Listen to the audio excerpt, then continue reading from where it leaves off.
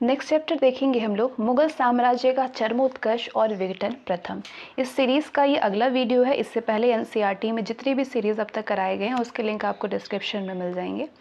मुगल काल में वली अहद किसको कहा जाता था? ये आपको मालूम होगा कि वली अहद उत्तराधिकारी को कहा जाता था, और उत्तराधिकारी को कहा जाता था जो कि शाहजहां दारा शिकोह को अपना वली अहद बनाना चाहता था। मुगल शासक अपने उत्तराधिकारी को क्या कहते थे? वली अहद कहते थे। शाहजहां के काल में उत्तराधिकारी को लेकर के संकट उत्पन्न हो गया था और शाहजहां दारा शिकोह को अपना उत्तराधिकारी बनाना चाहता था, यानी वली अहद बनाना चाहता था।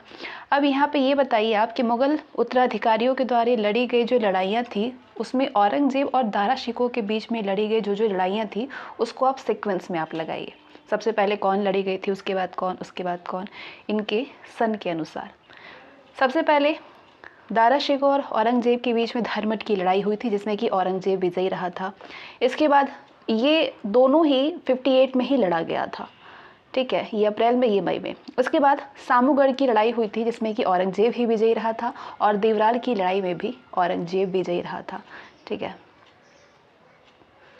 15 अप्रैल को 1658 में दारा शिकोह और औरंगजेब के बीच में धर्मट की लड़ाई लड़ी गई जिसमें कि औरंगजेब विजयी हुई, औरंगजेब की। इसके बाद 29 मई 1658 में दारा शिकोह और औरंगजेब के बीच में लड़ी गई सामूगढ़ की लड़ाई थी जिसमें कि औरंगजेब विजयी रहा था। इसके बाद मार्च 1659 में अजमेर के निकट देवराल में दारा शिकोह और औरंगजेब के बीच में लड़ी गई लड़ाई थी जिसमें कि दारा शिकोह पराजित हुआ था, यानी औरंगजेब विजयी रहा था। अगला प्रश्न आपसे ये पूछ रहा है कि अब औरंगजेब के बारे में ये जो 3 कथन दिए गए हैं उसको आप ध्यान से पढ़िए और बताइए कि इनमें से कौन कौन से सत्य हैं। पहला, उसने कश्मीर से लेकर के जिंजी तथा हिंदू कुश से लेकर के चटगांव तक साम्राज्य का विस्तार किया था। उसे जिंदा पीर कहा जाता था। उसने हनीफी कानून को अपनाया था। तो ये तीनों ही इसके बारे में पूरी तरीके से सही है। औरंगजेब ने लगभग 50 वर्षों तक शासन किया था और उत्तर में कश्मीर से लेकर के दक्षिण में जिंजी तक और पश्चिम में हिंदू कुश से लेकर के पूर्व में चटगांव तक साम्राज्य का विस्तार किया था। औरंगजेब की ख्याति एक कट्टरवादी और ईश्वर से डरने वाले मुसलमान के रूप में हुई थी। इसे जिंदा पीर कहा जाता था। औरंगजेब ने मुस्लिम कानून की हनीफी व्याख्या को अपनाया था जिसका पालन भारत में पारंपरिक रूप से किया जा रहा था। क्वेश्चन जितने भी आप देखिए पहले आप उसको खुद से करिए, उसके बाद आंसर देखिए और फिर सोल्यूशन देखिए, तब जा कर के आपके ये बहुत ही अच्छे से दिमाग में घुस जाएंगे सारे। मुहतसीब के संदर्भ में बताइए। इन्हें प्रत्येक सूबे में नियुक्त किया जाता था। ये शरा और जवाबित द्वारा निषिद्ध कार्य ना किए जाए इसकी देखभाल करते थे। ये राज्य के नागरिकों के नैतिक कल्याण के लिए उत्तरदायी थे। कौन कौन से सत्य हैं इसमें? तीनों ही सही है। औरंगजेब ने अपने शासनकाल में नागरिकों के नैतिक धर्म को संरक्षण प्रदान करने के लिए मुहतसीब की नियुक्ति अपने प्रत्येक सूबे में करता था, मतलब प्रत्येक सूबे में किया हुआ था उसने। मुहतसीब का कार्य शरा और जवाबित में निषिद्ध कार्य खुल्लम खुल्ला ना किए जाए इसकी देखभाल करना था ताकि लोग शराब भांग का प्रयोग ना करें। मुहतसीब की नियुक्ति के पीछे औरंगजेब का ये मानना था कि राज्य नागरिकों के नैतिक कल्याण के लिए जिम्मेदार है। अब ये बताइए कि मथुरा का केशव राय मंदिर किसने बनवाया था?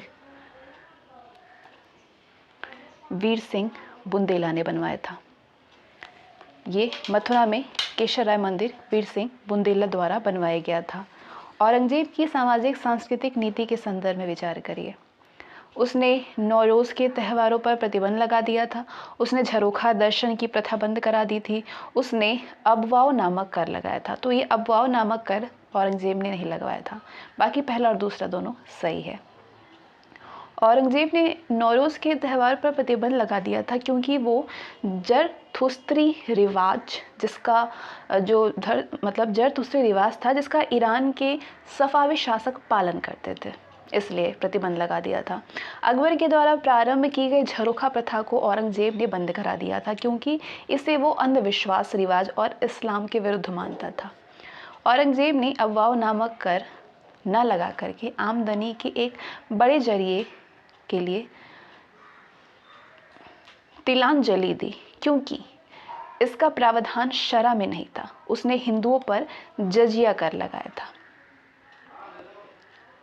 नेक्स्ट, मासीर आलमगीरी का लेखक कौन है बताइए। मुआसिर आलमगीर के लेखक हैं मुस्तैद खां। कौन है? मुस्तैद खां। मुस्तैद खां ने मुआसिर आलमगीरी नामक ग्रंथ लिखा था जिसमें कि उसने मथुरा के केशव राय मंदिर के विध्वंस की चर्चा की थी। इसके बाद आते हैं अगले चैप्टर पे। अगला चैप्टर है मुगल साम्राज्य का चरमोत्कर्ष और विघटन द्वितीय। तो जो इसमें इस सीरीज़ में नए जुड़े हुए उनको नहीं मालूम होगा कि ये कौन सी क्लास की चल रही है, तो ये क्लास 11 की NCERT जिसका ये मध्यकालीन भारत है। ठीक है। पुरंदर की संधि इनमें से किसके किसके बीच में हुई थी? पुरंदर की संधि हुई थी जय सिंह और शिवाजी के बीच में। 1665 में मराठा शासक शिवाजी और औरंगजेब के बीच में विश्वास पात्र सलाहकार जय सिंह के बीच में पुरंदर की संधि हुई थी। शिवाजी और औरंगजेब के विश्वास पात्र सलाहकार जय सिंह के बीच में। शिवाजी के राज्याभिषेक के संदर्भ में विचार करिए। शिवाजी ने राज्याभिषेक के बाद छत्रपति की उपाधि धारण की थी और दूसरा कह रहा है कि पुरोहित गंगा भट्ट ने उन्हें उच्च वर्गीय क्षत्रिय घोषित किया था। बताइए इनमें से कौन कौन से सत्य हैं? दोनों ही सत्य हैं। 1674 में शिवाजी ने रामगढ़ में विधिवत राजमुकुट ग्रहण करने के बाद छत्रपति की उपाधि धारण किया था।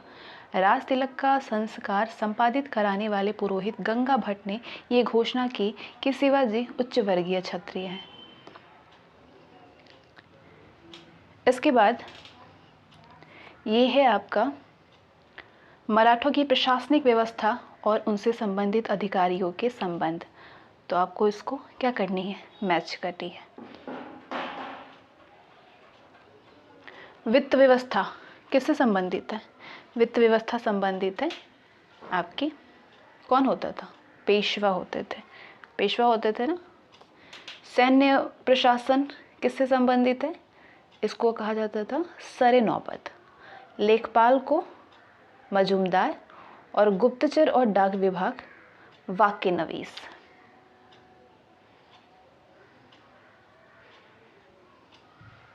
शिवाजी के प्रशासन में, अब यहाँ पे अच्छे समझिए, शिवाजी के प्रशासन में वित्त व्यवस्था और सामान्य प्रशासन पेशवा की देखरेख में था।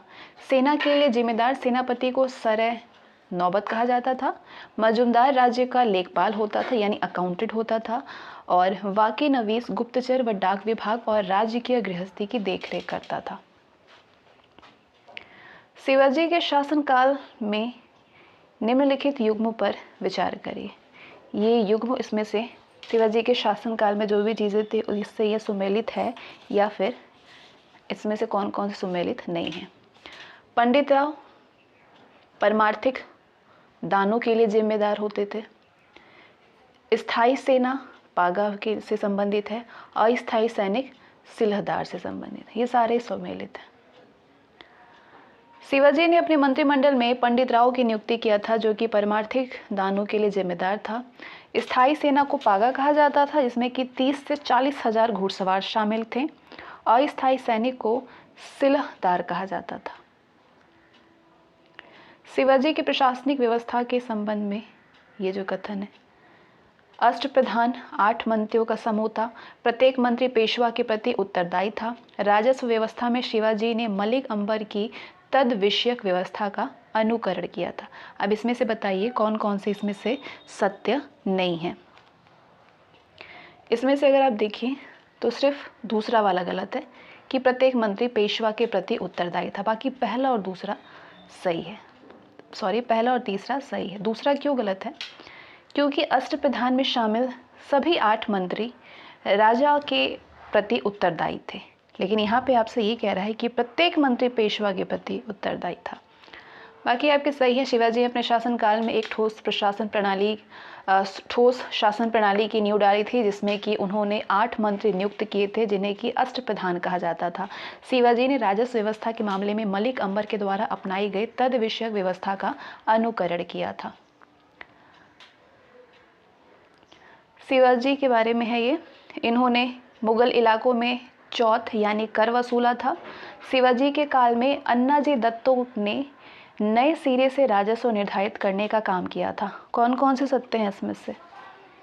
दोनों ही सत्य हैं।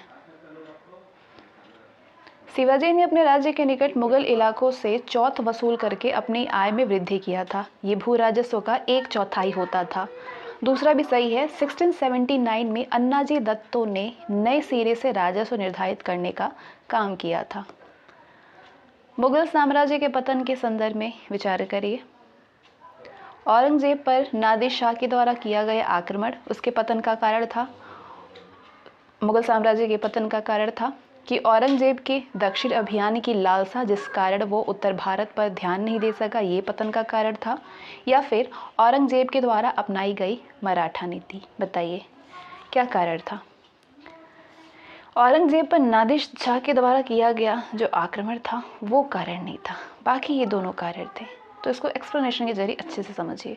नादिर शाह ने मोहम्मद शाह के शासनकाल में आक्रमण करके मुगल साम्राज्य में खूब लूटपाट की थी। ठीक है, तो ये गलत है। औरंगजेब के दक्षिण अभियान से धन जन में काफ़ी क्षति पहुंची थी, जिस कारण वो उत्तर भारत की ओर ध्यान नहीं दे सका था, जो कि मुगल पतन का कारण बना था।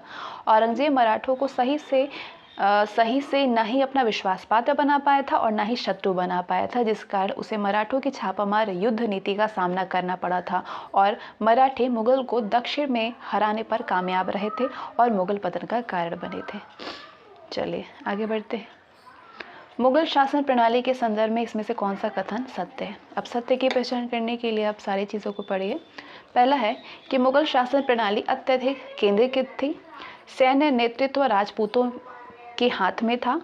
मुगल सरदारों उमरा संगठन ने प्रशासन में नई प्रणाली लागू की थी। या फिर औरंगजेब के द्वारा छापामार पद्धति का उपयोग किया गया था। इनमें से कौन सा सत्य है। अगर सत्य की बात की जाए तो सिर्फ पहला सत्य है कि मुगल शासन प्रणाली अत्यधिक केंद्रीकृत थी और बाकी सारे ही गलत है। मुगल शासन प्रणाली अत्यधिक केंद्रीकृत थी। औरंगजेब के समय इसे एक सुयोग्य शासक की आवश्यकता थी, जिसे कि वजीरों ने संभालने की कोशिश की थी, जो कि असफल रहे थे। इसके बाद क्लास 11 की जो NCERT है, ये इसका आखिरी चैप्टर है। इसके बाद क्लास 12 स्टार्ट हो जाएगा और क्लास 12 की NCERT को भी हम लोग इसमें कवर करेंगे, कुछ चैप्टर को। मूल्यांकन और समीक्षा, जो भी हमने पढ़ा मध्यकालीन भारत में उसका ये मूल्यांकन है और उसके बाद हम समीक्षा से रिलेटेड क्वेश्चन जो पूछे जाते हैं, मूल्यांकन संबंधित प्रश्न पूछे जाते हैं। जैसे कि मध्यकालीन भारत के बारे में आपने क्या क्या समझा। तुर्कों ने भारत में राजनीतिक एकीकरण को प्रारंभ किया। तुर्कों ने मंगोल हमलों से भारत की रक्षा की थी। कुछ इतिहासकारों के अनुसार मध्यकाल में भारतीय राज्यों में सामंती व्यवस्था कायम थी।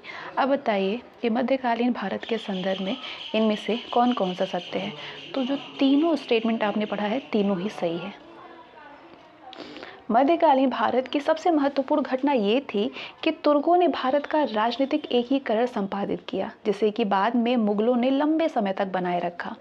13वीं से 14वीं सदी के दौरान तुर्कों ने मंगोल हमलों से भारत की रक्षा की थी।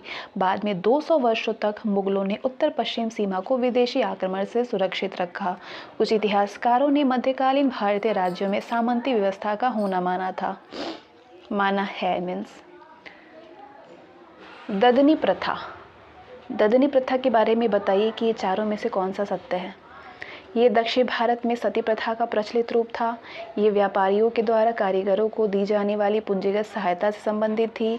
ये मुगल कालीन सामाजिक सुधार व्यवस्था थी या फिर ये मुगल राजस्व प्रणाली थी। बताइए। ददनी प्रथा ये व्यापारियों के द्वारा कारीगरों को दी जाने वाली पूंजीगत सहायता से संबंधित था। ददनी प्रथा 17वीं और 18वीं सदी में ददनी प्रथा अधिक चलन में थी, जिसके अनुसार देशी विदेशी दोनों ही व्यापारी कारीगरों को काम करने के लिए थोड़ी बहुत पूंजी दे दिया करते थे और माल तैयार हो जाने के बाद उनसे ले लिया करते थे। इसे ही ददनी प्रथा कहा जाता था। तो यहीं पे आपका ख़त्म होता है क्लास 11 की NCERT। अब हम लोग शुरू करेंगे क्लास 12 की NCERT को। क्लास 12 की NCERT में भारतीय इतिहास के कुछ विषय हैं, जिसका ये भाग प्रथम है और ये देख सकते हैं आप क्लास 12 की है। ये इंडियन हिस्ट्री चैप्टर है पहला। भारतीय इतिहास के कुछ विषय से पहला जो भाग है उसमें का पहला चैप्टर है ईंटें, मनके तथा अस्थियाँ। हड़प्पा के संदर्भ में संस्कृति शब्द का प्रयोग पुरातत्वविदों ने इनमें से किन विशेषताओं के आधार पर किया है? पढ़िए। पहला है वस्तुओं की विशिष्ट शैली, दूसरा एक विशेष भौगोलिक क्षेत्र से संबद्धता, तीसरा विशेष कालखंड से संबद्ध होना। बताइए कौन कौन से सही है इसमें?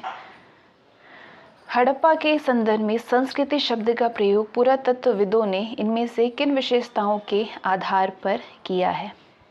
तीनों ही सही है, पहला, दूसरा और तीसरा। पुरातत्वविदों के द्वारा हड़प्पा के लिए संस्कृति शब्द के प्रयोग का आधार ये तीनों ही हैं, तीनों विशेषताएं। सिंधु घाटी सभ्यता को हड़प्पा संस्कृति भी कहा जाता है। पुरातत्वविद संस्कृत शब्द का प्रयोग पुरातत्व वस्तुओं के ऐसे समूह के लिए करते हैं जो कि एक विशिष्ट शैली के होते हैं और सामान्यतः एक साथ एक विशिष्ट भौगोलिक क्षेत्र और कालखंड से संबद्ध पाए जाते हैं। हड़प्पा सभ्यता के संदर्भ में विशिष्ट शैली की पुरावस्तुओं में मुहरे, मनके, बाट, पत्थर के फलक और पकी हुई ईंटें भी शामिल की जाती हैं। हड़प्पा के काल निर्धारण के संदर्भ में बताइए कि इनमें से कौन सी तिथि पर सामान्यतः पुरातत्वविद सहमत हैं? हड़प्पा के काल निर्धारण के बारे में बताइए। 2600 से 1900 ईसा पूर्व के मध्य। हड़प्पा काल का निर्धारण पुरातत्वविदों के द्वारा 2600 से 1900 ईसा पूर्व के मध्य किया गया है। उल्लेखनीय है कि इस क्षेत्र में इस सभ्यता से पहले और बाद में भी संस्कृतियां अस्तित्व में थी, जिन्हें कि क्रमशः आरंभिक और पूर्ववर्ती हड़प्पा संस्कृति कहा जाता है। इन संस्कृतियों से हड़प्पा सभ्यता को अलग करने के लिए कभी कभी इसे विकसित हड़प्पा संस्कृति भी कहा जाता है। आगे बढ़ते हैं। ये तिथि संबंधित संकेत है और इसको आपको मैच करनी है, और ये तो आपके लिए आप कहे होंगे कि तुरंत ही इसको तो हम लोगों ने कर लिया, ठीक है। तो क्या ये एक दूसरे से ये दोनों मैच्ड हैं? BC क्या है? Common era, before common era? नहीं। AD क्या है? AD आपका एनो डोमिनी है और BC क्या है? ये बिफोर क्राइस्ट है। तो ये दोनों तो है ही नहीं, तो यानी इन दोनों से तो मैच ही नहीं होगा। चलिए अगला देखते हैं। ये है आपका CE और BCE।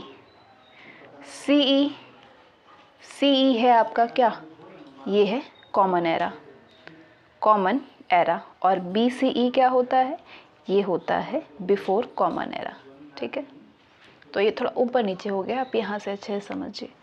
BC बिफोर क्राइस्ट यानी ईसा पूर्व, AD यानी एनो डोमिनी, इसे हिंदी में ई लिखा जाता है, ठीक है।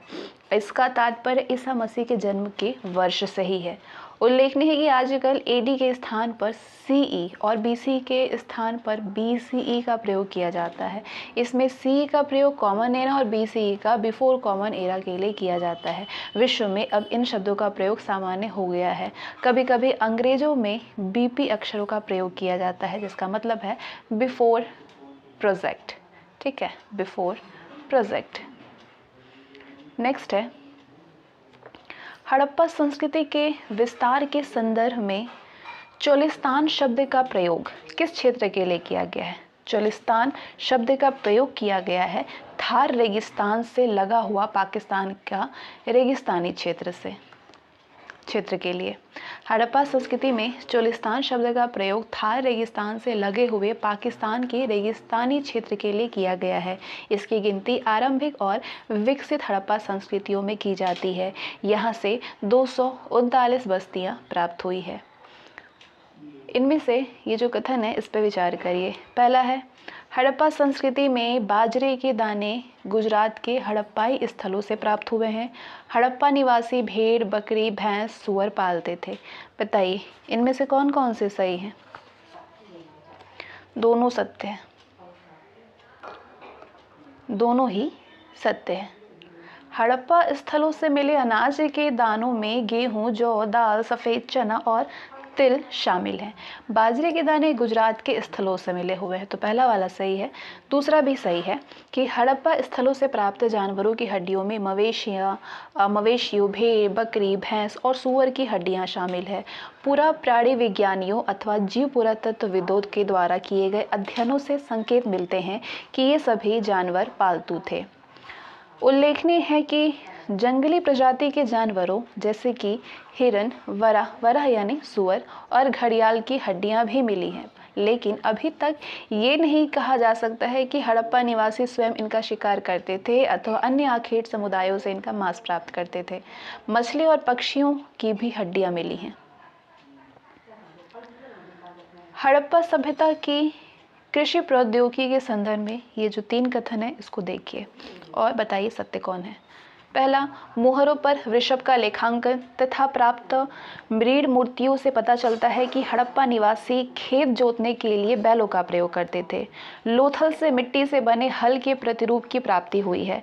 पुरातत्वविदों को कालीबंगन से जुते हुए खेत के साक्ष्य मिले हैं। बताइए कौन कौन से सत्य हैं। दूसरा वाला गलत है कि लोथल से मिट्टी से बने हल के प्रतिरूप की प्राप्ति हुई है, बाकी पहला और तीसरा सही है।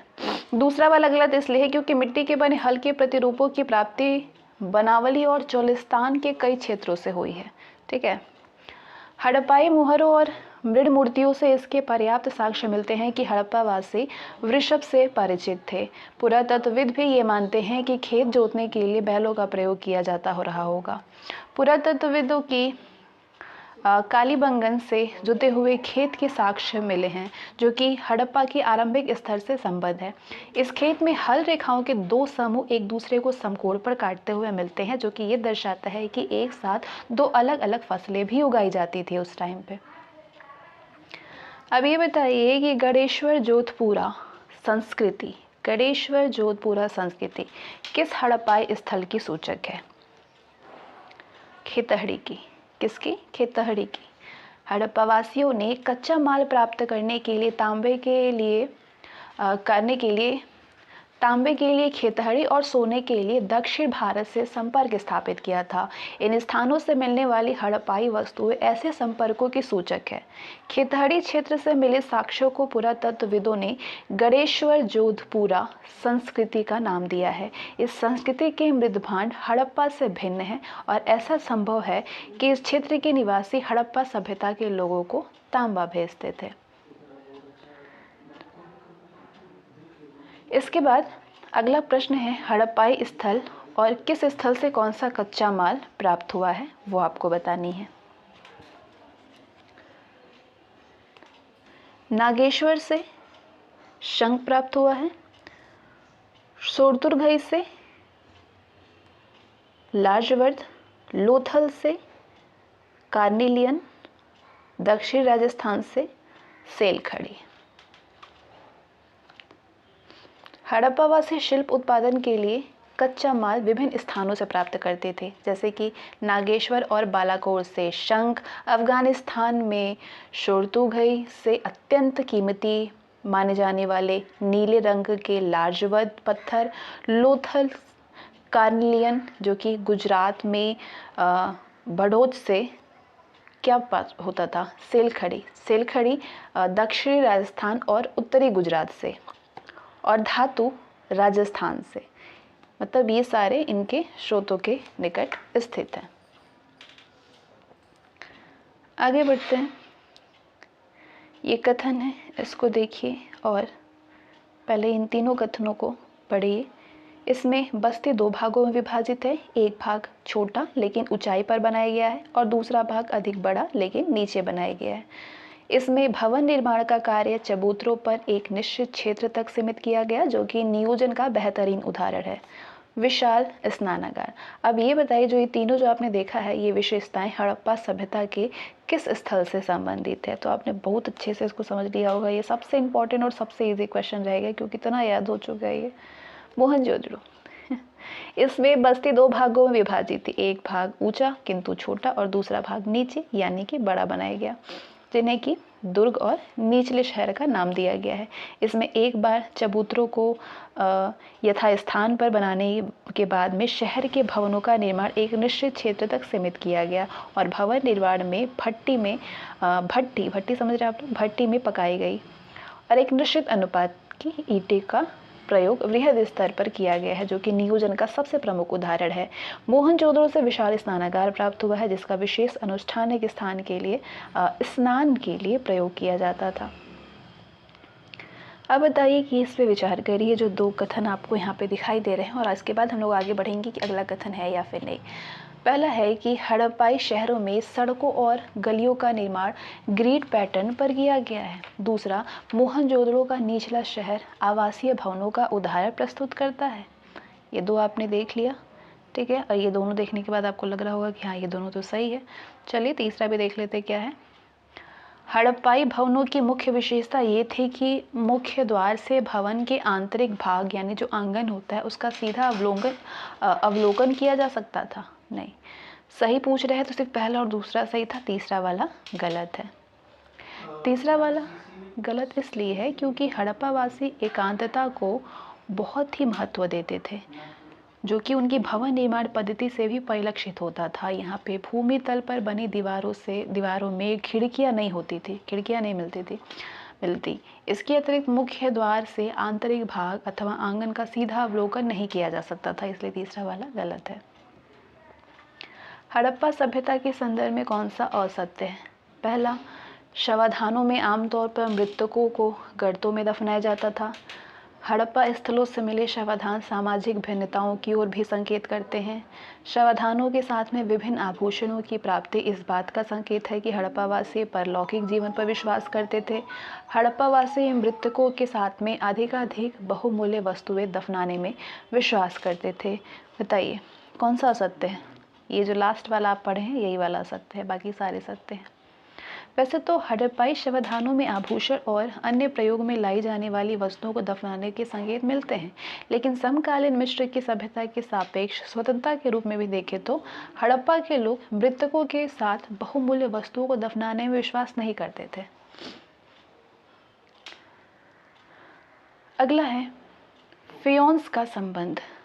फेयन्स का संबंध किससे है? इनमें से मूर्ति निर्माण कला से, बालू और रंग व चिपचिपे पदार्थ से बनाए गया मिश्रण से, शवधान की तकनीक से, या फिर मनकों को तराशने की विशिष्ट राजस्थानी कला से? किससे है? बालू तथा रंग व चिपचिपे पदार्थ से बनाया गया मिश्रण से फेयन्स का संबंध है। व्याख्या को समझिए। फेयन्स जो कि घिसी हुई रेत अथवा बालू तथा रंग और चिपचिपे पदार्थ के मिश्रण को पका करके बनाया गया पदार्थ है। इसके छोटे पात्र हड़प्पाई समाज में सामाजिक विलासिता की वस्तु मानी जाती रही होगी, क्योंकि संभवतः ये कीमती थे और इन्हें बनाना कठिन था। उल्लेखनीय है कि महंगे पदार्थों से बनी दुर्लभ वस्तुएं सामान्यतः मोहनजोदड़ो और हड़प्पा जैसी बड़ी बस्तियों में ही केंद्रित मिलती है। संभवतः सोना भी आज की ही तरह कीमती व दुर्लभ था। हड़प्पा स्थलों से मिले सभी स्वर्णाभूषण संचयों से मिले हैं।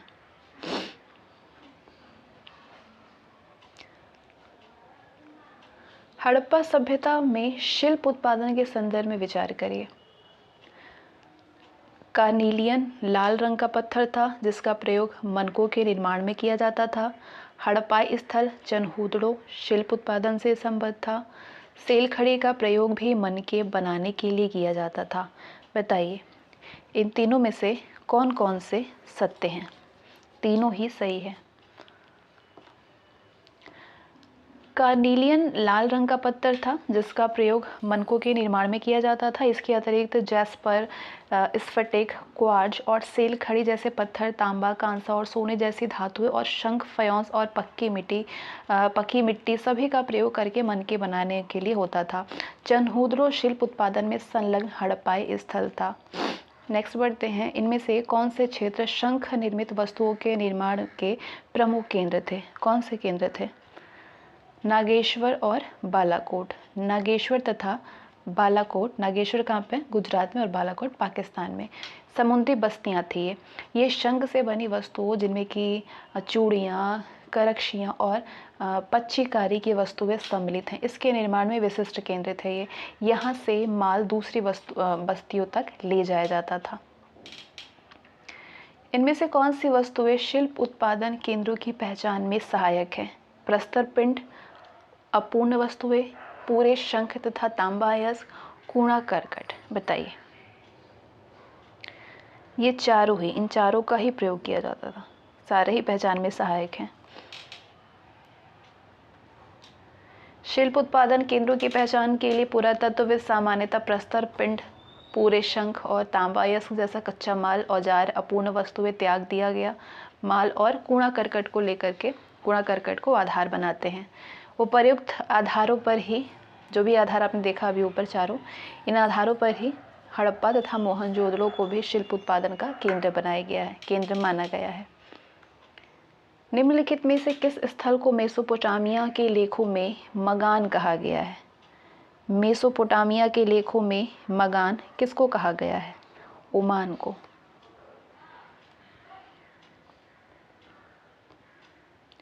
मेसोपोटामिया के लेखों में मगान, जो कि संभवतः ओमान के लिए प्रयुक्त नाम था, मगान। इसका मगान ये क्षेत्र जो है, इस क्षेत्र से तांबे के आगमन के साक्ष्य मिलते हैं। उल्लेखनीय है कि हाल ही में पुरातत्वविद खोजें संकेत करती हैं कि तांबा संभवतः अरब के दक्षिण पश्चिमी छोर में स्थित ओमान से भी लाया जाता था।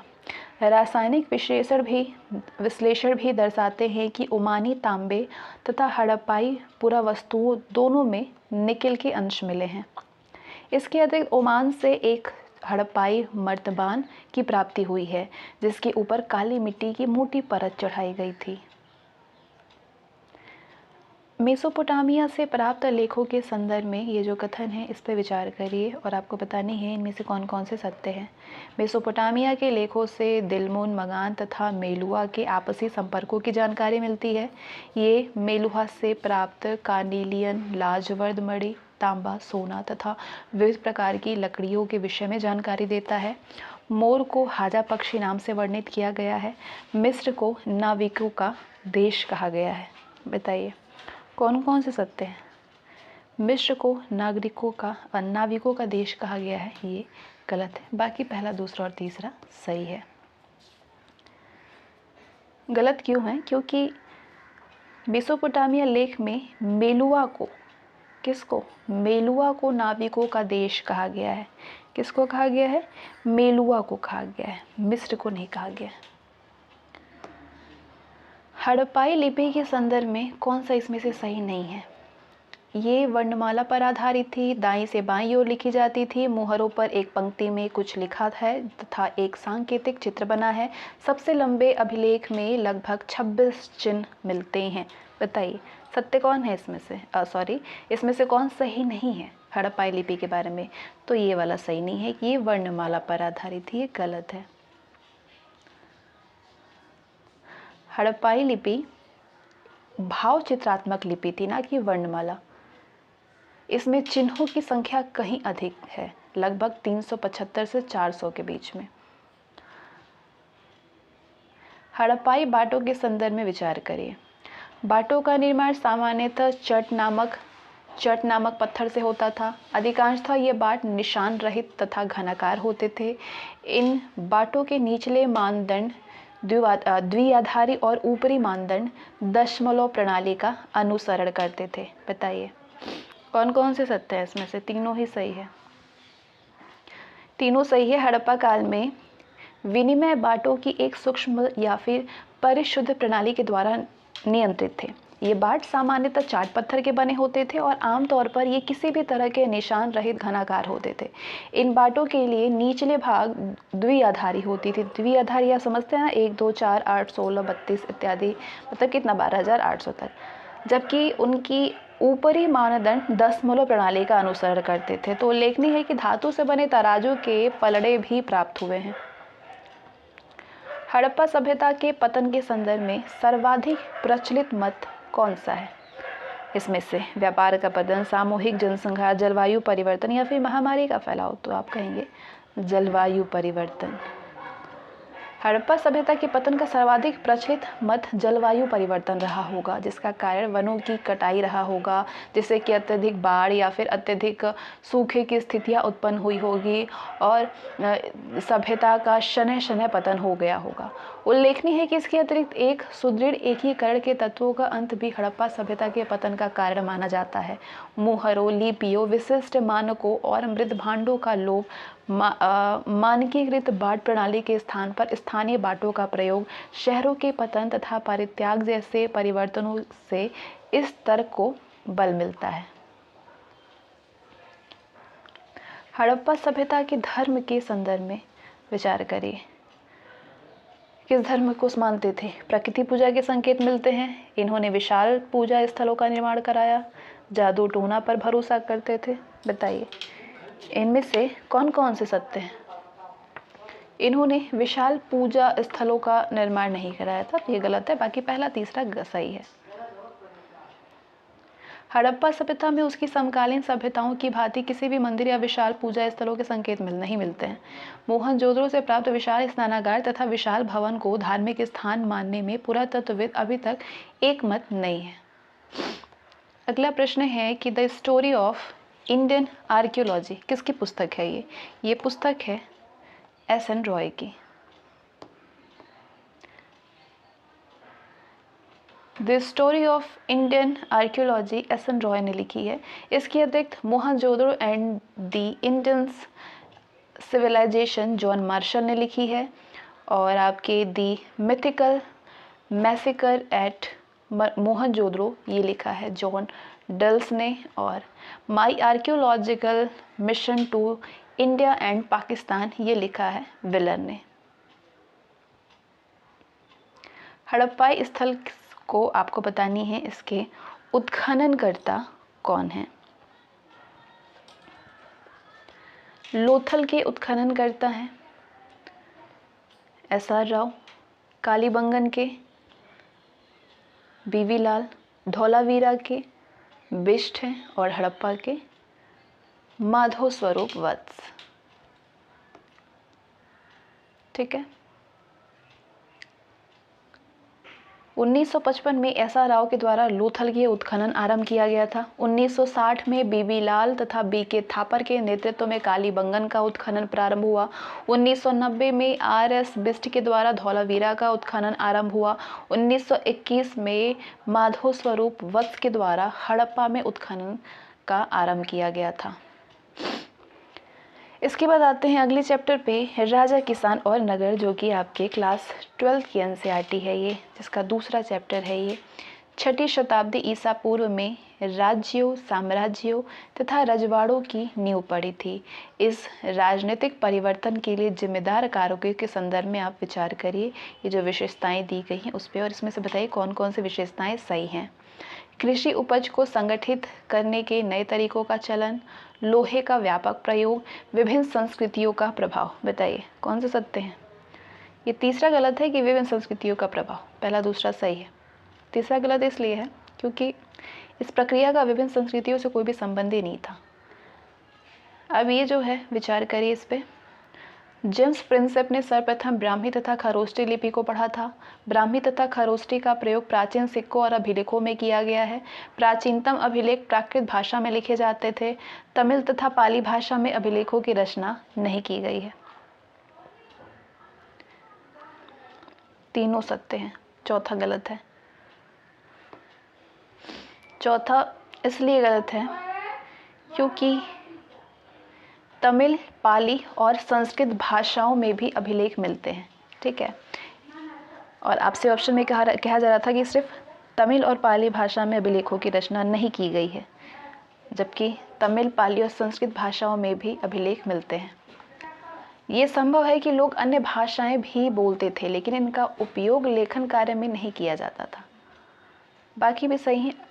1830 के दशक में जेम्स प्रिंसेप ने ब्राह्मी और खरोष्टी लिपियों का अर्थ निकाला था। इन लिपियों का उपयोग सबसे आरंभिक अभिलेखों के द्वारा सिक्कों में किया गया है। प्राचीनतम अभिलेख प्राकृत भाषाओं में लिखे जाते थे। प्राकृत उन भाषाओं को कहा जाता था जो कि जनसामान्य की भाषाएं होती थी। महाजनपदों के संदर्भ में विचार करिए। बौद्ध तथा जैन ग्रंथों में महाजनपद नाम से 16 राज्यों का उल्लेख मिलता है। गढ़ और संघ नाम से प्रसिद्ध राज्यों में एक राजा का शासन होता है। बताइए इनमें से कौन कौन से सत्य हैं? दूसरा गलत है, पहला सही है। अधिकांश महाजनपदों पर राजा का शासन होता था, लेकिन गढ़ और संघ नाम से प्रसिद्ध राज्यों में कई लोगों का समूह शासन करता था।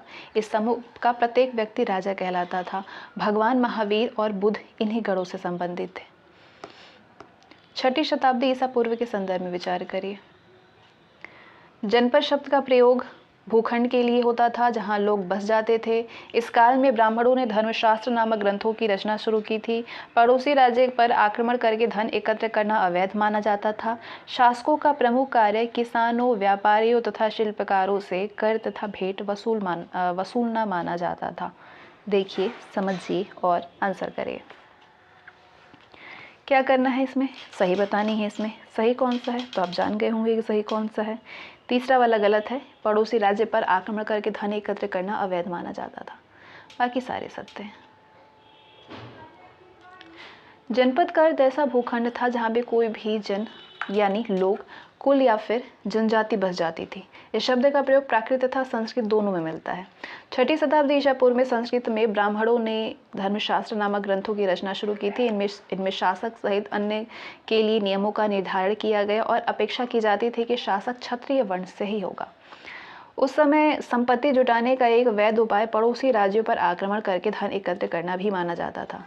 शासकों का काम किसानों, व्यापारियों तथा शिल्पकारों से कर और भेंट वसूल माना जाता था। छठी से चौथी शताब्दी ईसा पूर्व में मगध सर्वाधिक शक्तिशाली राज्य के रूप में उभरा। इतिहासकारों के अनुसार इसके क्या कारण थे? अच्छी उपज, लोहे की खदानें, गंगा तथा उपनदियों के कारण सुलभ आवागमन या फिर जंगली क्षेत्रों में हाथी की उपलब्धता। क्या कारण थे? चारों ही कारण थे। छठी से चौथी शताब्दी ईसा पूर्व में मगध सबसे शक्तिशाली महाजनपद के रूप में उभरा था। इसके प्रमुख कारण ये था कि मगध क्षेत्र में खेती की उपज खास तौर पर अच्छी होती थी। लोहे की खदानें भी आसानी से उपलब्ध होती थी जिससे कि उपकरण और हथियार बनाना सरल होता था। जंगली क्षेत्रों में हाथी उपलब्ध थे जो कि सेना के लिए महत्वपूर्ण होते थे। गंगा और इसकी उपनदियों से आवागमन सस्ता व सुलभ होता था। मौर्य साम्राज्य के संदर्भ में विचार करिए। इसकी स्थापना 321 ईसा पूर्व में चंद्रगुप्त मौर्य ने किया था। मौर्य शासकों का उल्लेख जैन, बौद्ध और पौराणिक ग्रंथों तथा संस्कृत वाङ्मय में मिलता है। अशोक के अधिकांश अभिलेख प्राकृत भाषा में हैं। अरामेक और यूनानी लिपियों का प्रयोग दक्षिण भारत से प्राप्त कुछ अभिलेखों में किया गया है। सत्य की पहचान करिए। इनमें से कौन कौन से सत्य हैं? चौथा वाला गलत है, पहला, दूसरा और तीसरा सही है।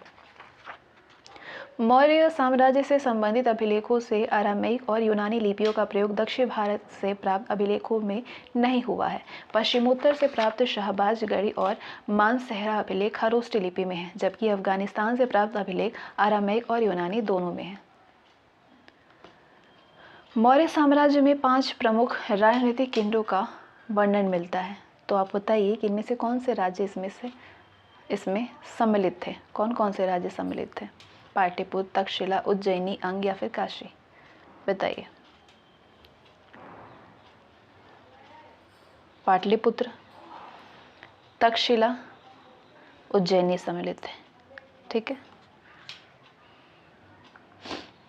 मौर्य साम्राज्य के 5 प्रमुख राजनीतिक केंद्र थे। राजधानी पाटलिपुत्र और 4 प्रांतीय केंद्र तक्षशिला, उज्जैनी, तोसली और सुवर्णगिरी था।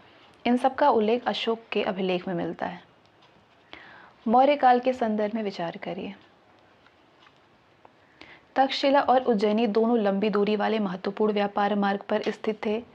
सुवर्णगिरी आंध्र में स्थित सोने की खदान थी। सत्य कौन सा इसमें से? दूसरा गलत है, सिर्फ पहला सही है। तक्षशिला और उज्जैनी दोनों ही लंबी दूरी वाले महत्वपूर्ण व्यापार मार्ग पर स्थित थे, जबकि सुवर्णगिरी यानी कि सोने का पहाड़ ये कर्नाटक में स्थित सोने की खदान थी। मेगस्थनीज ने सैनिक गतिविधियों के संचालन के लिए एक समिति का उल्लेख किया। अशोक के अनुसार धम्म के माध्यम से लोगों का जीवन इस संसार में और इसके बाद के संसार में अच्छा रहेगा। तो बताइए कि दोनों में से कौन कौन से सत्य हैं? दोनों ही सत्य है।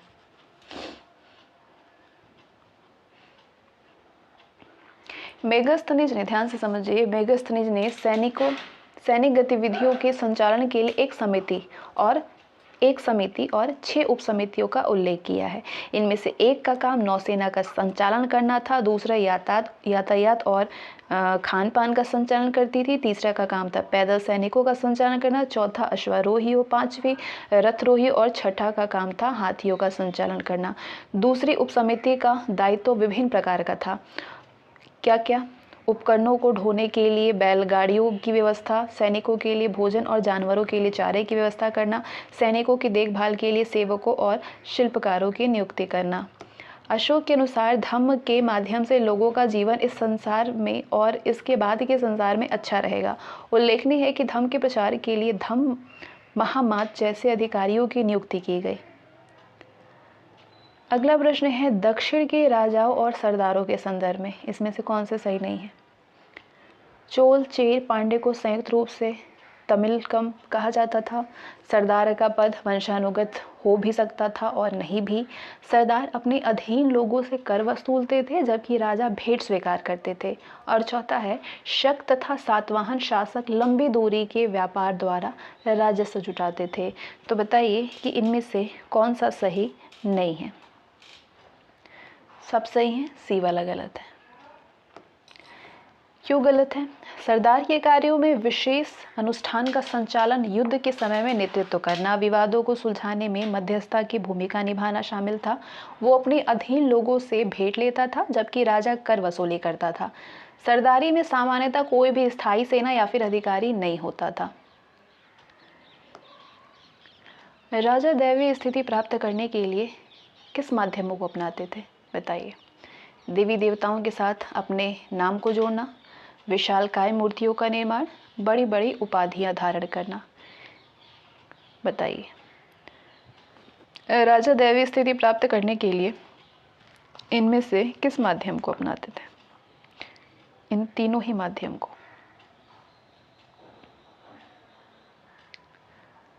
राजाओं के लिए उच्च स्थिति प्राप्त करने का एक साधन विभिन्न देवी देवताओं के साथ में जुड़ना था। मध्य एशिया से पश्चिमोत्तर शासकों तक ने इसे अपनाया था। कुषाण शासक इसके सबसे अच्छे उदाहरण हैं। इसके अतिरिक्त उत्तर प्रदेश में मथुरा के पास में माट के एक देवस्थान पर कुषाणों के द्वारा मूर्तियां भी स्थापित की गई हैं। कुषाण स्वयं को देवतुल्य प्रस्तुत करना चाहते थे। इसके अतिरिक्त कई शासकों ने देवतुल्य स्थान प्राप्ति के लिए देवपुत्र की उपाधि भी धारण की। संभवतः कुषाण शासक चीनी शासकों से प्रेरित हुए होंगे जो कि स्वयं को स्वर्गपुत्र कहते थे। विचार करिए। सिलप्पाधिकारम की रचना तेलुगु भाषा में की गई है। कनिष्क के सिक्कों पर अग्रभाग में राजा और पृष्ठभाग में देवता का अंकन है। पहला गलत है, दूसरा सही है। शिल्पाधिकारम तमिल महाकाव्य है। प्रयाग प्रशस्ति के संदर्भ में विचार करिए। प्रयाग प्रशस्ति की रचना हरिशेर के द्वारा की गई थी। यह संस्कृत भाषा में लिखी गई थी। हरिशेर चंद्रगुप्त का राज्य कवि था। कौन कौन से सत्य हैं ये बताइए आप। तीसरा वाला गलत है, पहला और दूसरा सही है। तीसरा इसलिए गलत है क्योंकि इलाहाबाद स्तंभ अभिलेख के नाम से प्रसिद्ध प्रयाग प्रशस्ति की रचना हरिशेर ने संस्कृत में की थी जो कि समुद्रगुप्त का राजकवि था। तो पहला सही है, दूसरा भी सही है और तीसरा गलत है। छठी शताब्दी ईसा पूर्व की आर्थिक स्थिति के संदर्भ में विचार करिए। लोहे के फाल वाले हलों का प्रचलन उपमहाद्वीप के कुछ भागों तक ही सीमित था। नहरों के माध्यम से सिंचाई की जाती थी। कौन कौन सा सत्य है ये बताइए। दोनों सही है।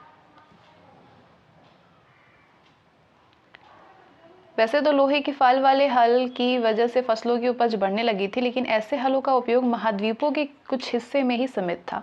पंजाब और राजस्थान जैसे अर्ध शुष्क जमीन वाले क्षेत्रों में लोहे का प्रयोग 20वीं सदी में शुरू हुआ था। उपज बढ़ाने का एक तरीका कुओं, तालाबों और कहीं कहीं पर नहरों के माध्यम से सिंचाई करना था। ये शब्द है और उनके संबंधित अर्थ आपको बताने हैं। इस शब्द का क्या अर्थ होगा उस टाइम पे, ये ऑलरेडी सुमेलित है और आपको बतानी है। कौन कौन से इसमें से सुमेलित हैं। गृहपति जमींदारी और छोटे किसान को कहते थे। वेलालर बड़े जमींदार होते थे। उलवर हलवाहा को कहा जाता था। तीनों सुमेलित हैं।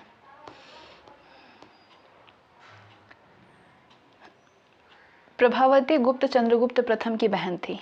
प्रभावती गुप्त का विवाह वाकाटक वंश में हुआ था। नहीं, पहला वाला गलत है, दूसरा वाला सही है।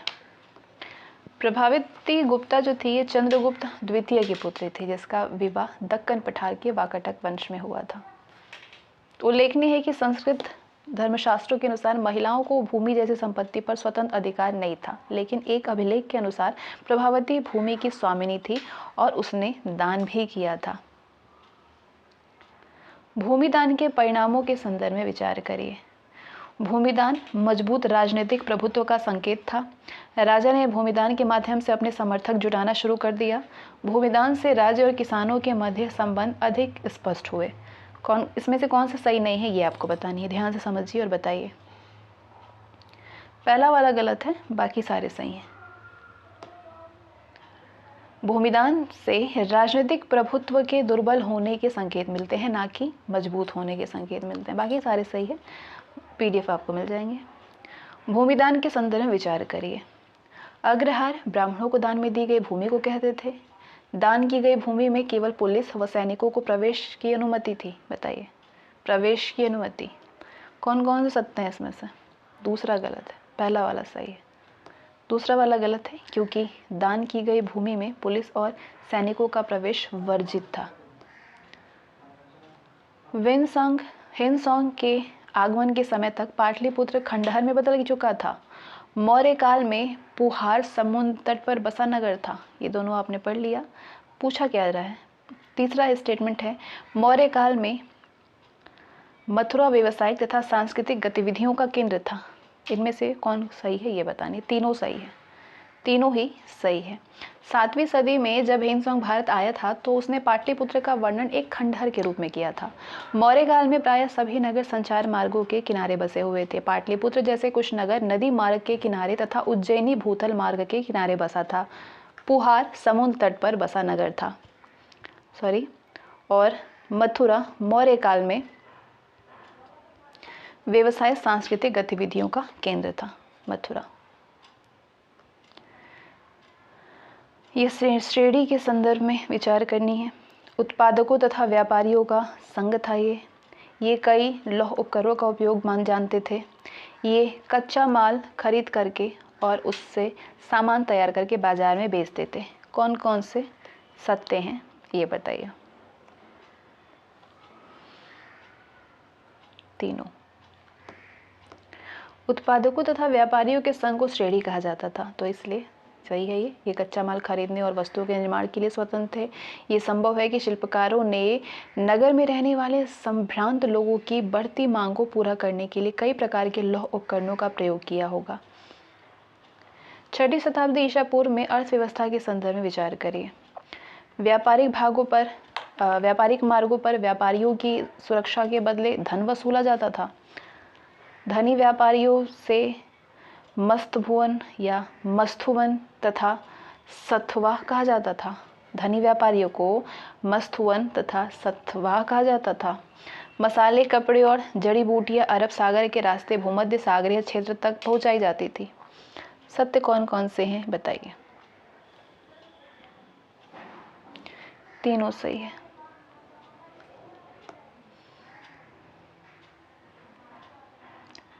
छठी शताब्दी ईसा पूर्व में सिक्कों के संदर्भ में इसमें से कौन सा सही नहीं है। आहत सिक्के तांबे और चांदी में ढाले गए। सिक्कों को जारी करने का अधिकार केवल राजा के पास था। शासकों की प्रतिमा तथा नाम के साथ में सिक्के सबसे पहले हिंदू यूनानी शासकों ने जारी किया था। सोने के सिक्के सर्वप्रथम कुषाण राजाओं के द्वारा जारी किए गए थे। बताइए इनमें से कौन सा सही नहीं है।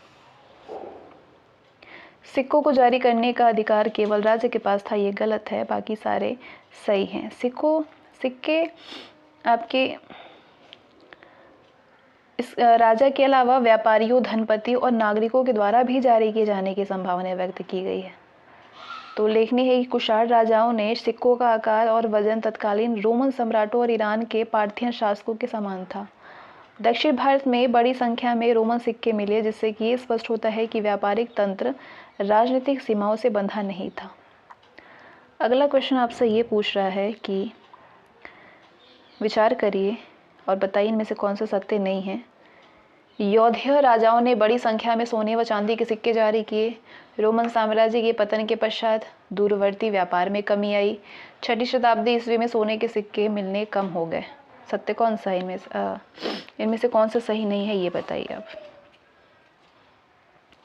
पहला गलत है, बाकी सारे सही है। पहला गलत है क्योंकि यौधेय पंजाब तथा हरियाणा के कबायली गणराज्य थे। इनके द्वारा भारी संख्या में तांबे के सिक्के जारी करने के प्रमाण मिले हैं जो इनकी व्यापारिक अभिरुचि और सहभागिता को दर्शाते हैं। ये घटनाएं हैं, ये तिथि है और इसको आपको मैच करनी है। कौन सी घटनाएं किस वर्ष हुई थी। जेम्स प्रिंसेप के द्वारा अभिलेखों का पढ़ा जाना ये कब हुआ था।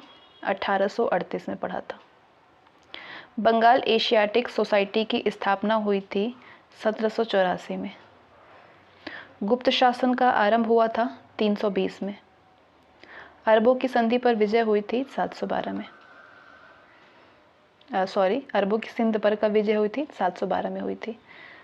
ठीक है, इसके बाद आइए ये है अगला चैप्टर, बंधुत्व, जाति तथा वर्ग। वीएस सुक्तांकर के नेतृत्व में महाभारत का समालोचनात्मक संस्करण लिखने की शुरुआत हुई थी।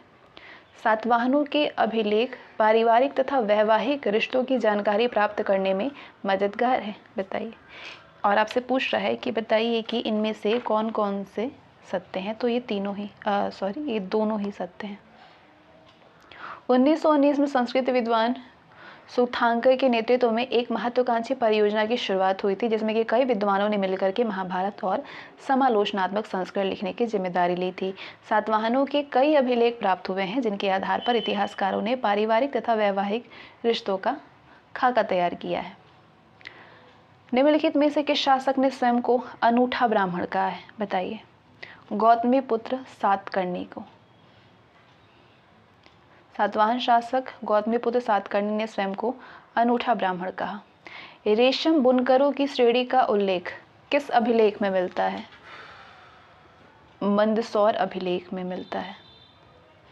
मंदसौर मध्य प्रदेश में, यहाँ से मिले अभिलेख में रेशम बुनकरों की श्रेणी का उल्लेख मिलता है जो कि मूलतः लाट गुजरात प्रदेश के लाट प्रदेश के निवासी थे और वहाँ के मंदसौर चले गए थे वहाँ से, जिस पर कि उस समय दशपुर के नाम से जाना जाता था उसे। इनमें से कौन सा ग्रंथ ब्राह्मण वर्ग की तिथि का वर्णन करता है। कौन सा ग्रंथ करता है बताइए। मृच्छकटिकम। कौन सा।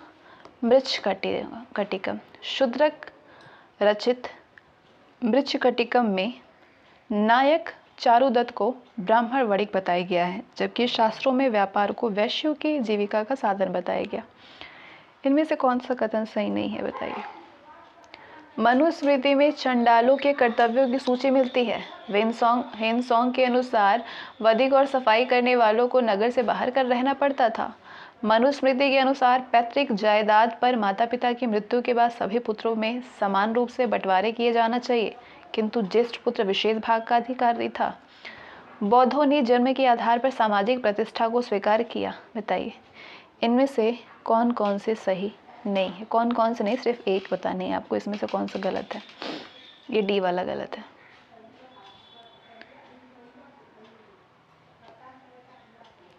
गलत इसलिए क्योंकि बौद्धों ने इस बात को अंगीकार किया है कि समाज में विषमता मौजूद थी, लेकिन ये भेद ना तो नैसर्गिक थे और ना ही स्थायी। बौद्धों ने जन्म के आधार पर सामाजिक प्रतिष्ठा को अस्वीकार किया।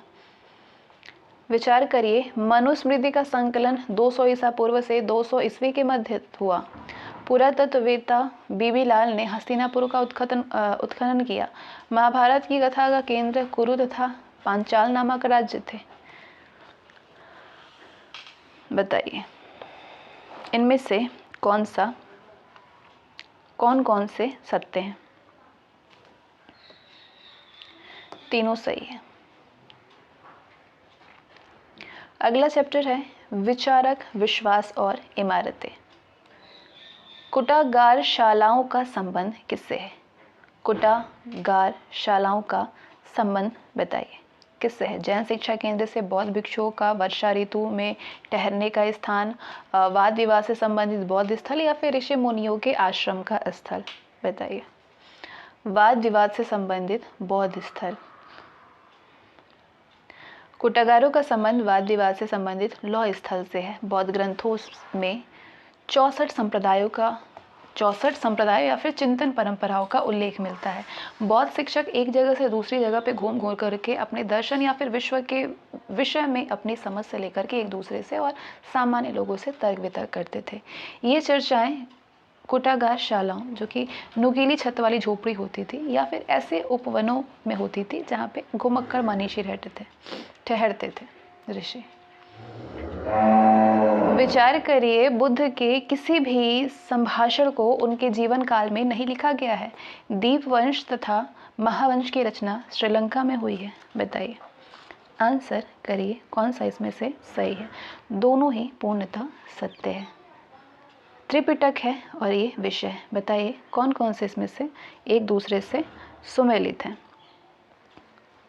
सुमेलित इसमें से विनय पिटक दर्शन से संबंधित है। सूत पिटक बुद्ध की शिक्षाएं, सूत पिटक ये शिक्षाएं हैं। अभिधम पिटक नियमों का संग्रह है।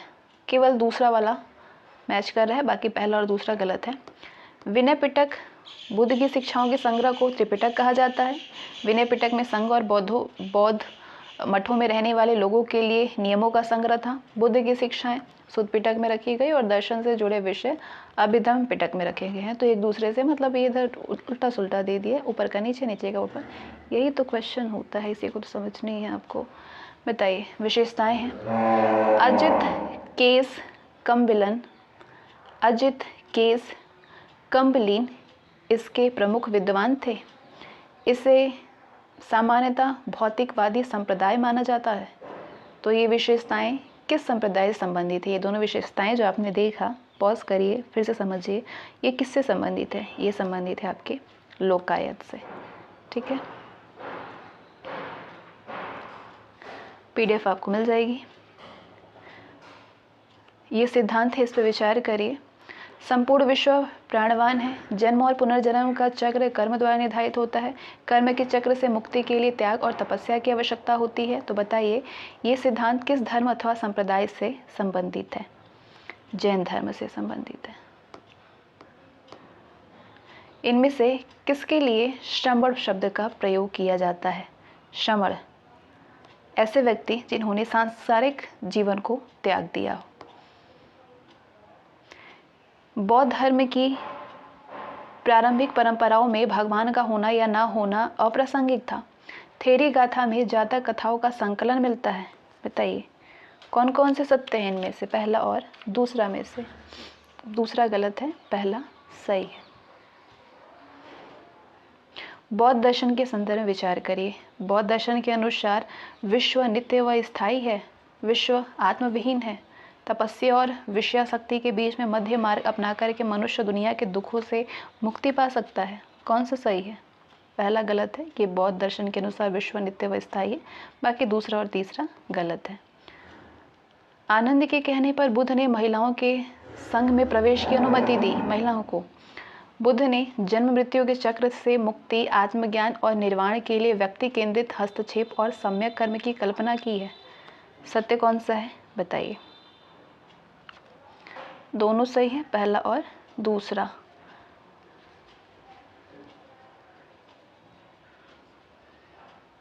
बुद्ध के जीवन काल में और उनकी मृत्यु के बाद भी बौद्ध धर्म के तेजी से फैलने के क्या कारण थे? बताइए। लोग समकालीन धार्मिक प्रथाओं से असंतुष्ट थे। तेजी से हो रहे सामाजिक बदलावों ने लोगों को उलझनों में बांध रखा था। बौद्ध शिक्षाओं में जन्म के आधार पर श्रेष्ठता की बजाय अच्छे आचरण व मूल्य को महत्व दिया गया, जिससे कि लोग इस धर्म की ओर आकर्षित हुए थे। कौन कौन से सत्य हैं ये बताइए।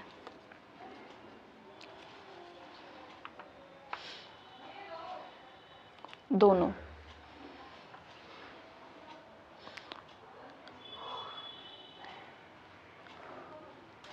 पहला वाला गलत है। ठीक है, लोग समकालीन धार्मिक प्रथाओं से असंतुष्ट थे, बाकी दूसरा तीसरा सही है। तीनों सही है, सॉरी तीनों सही है। ठीक है। अगला है स्थान, और इस स्थान, किस स्थान पे किस चीज़ की प्राप्ति हुई है, तो ये आप अच्छे से जानते होंगे सारी चीज़ें आप लोग। बताइए। बोध गया में ज्ञान प्राप्ति हुई है, सारनाथ में प्रथम उपदेश दिया था गौतम बुद्ध ने, कुशीनगर में निर्वाण प्राप्ति हुई है। विचार करिए। स्तूप बनाने की परंपरा की शुरुआत बुद्ध काल से हुई। स्तूप बनवाने के लिए राजाओं, शिल्पकारों, व्यापारिक से लेकर के भिक्षुओं और भिखुनियों के द्वारा दान दिया जाता था। स्तूप में हर्मिका से निकले मस्तूल को यष्टि कहते थे। बताइए। तीनों को देखिए, पॉज करिए, ध्यान से पढ़िए और इसका आंसर करिए। इनमें से कौन सा सही है? पहला वाला गलत है, दूसरा और तीसरा सही है।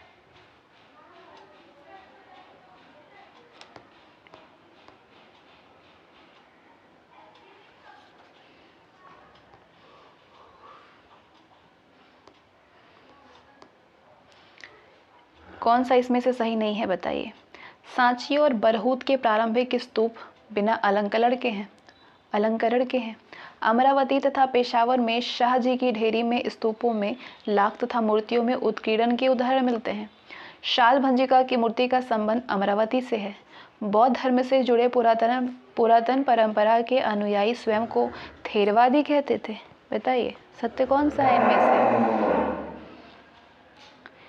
सत्य इसमें से सी वाला है, बाकी सारे गलत हैं। मंदिर और स्थान है, कौन से मंदिर किस स्थान पे है? क्या ये सुमेलित है? और सुमेलित हैं तो कौन से हैं? महाबलीपुरम मंदिर जो है ये आपके तमिलनाडु में है, तो ये पहला वाला गलत हो गया। देवगढ़ जो है ये उत्तर प्रदेश में है, तो ये सही है। कैलाशनाथ मंदिर आप सभी जानते हैं कि ये एलोरा में है, और एलोरा कहाँ पे है? महाराष्ट्र में है, जो कि ऑप्शन में ही नहीं है, तो ये भी गलत है। यानी सिर्फ दूसरा वाला सही है। और इसी के साथ आज का सेशन कंप्लीट होता है, और इसके बाद जो हम लोग नेक्स्ट वीडियो देखेंगे लेके आएंगे वो आपके इस सीरीज़ का नेक्स्ट चैप्टर होगा। बाकी सारे क्वेश्चन होंगे, और लास्ट ही चल रहा है क्लास 12 की एनसीईआरटी। इसके बाद आपको ज्योग्राफी, पॉलिटी, जनरल साइंस सारे के एनसीईआरटी के क्वेश्चन आंसर कराए जाएंगे।